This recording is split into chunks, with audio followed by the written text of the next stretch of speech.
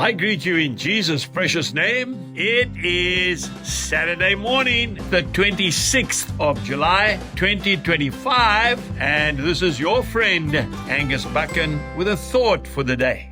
We go to the Gospel of John, chapter 15, verse 16.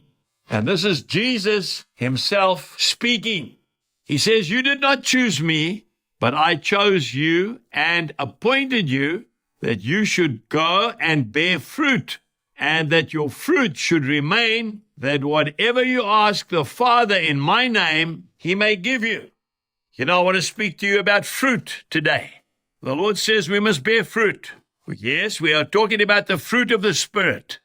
When we bought the farm, one of the first things I did was I planted a little orchard of fruit trees.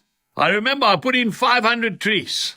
I remember marking them out, getting the holes dug. I had all kinds of fruit. But there was one fruit tree in that orchard that I always used to go to. It was one of the smallest trees. It had really struggled to make it through, but it had come through strong. It never produced the quantity of fruit that some of the other trees produced. But one thing it did do, it produced quality. I would go to that plum tree, it was a plum tree, and I would take one of those plums off the tree, and when I bit into it, the flesh was blood red, and it was the sweetest plum that I have ever tasted. And every year, it gave me those beautiful plums. Not many of them, but very tasty. You know, it's not about how much fruit we produce.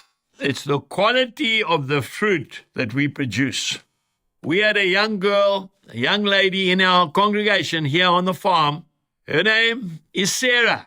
Sarah is with Jesus today.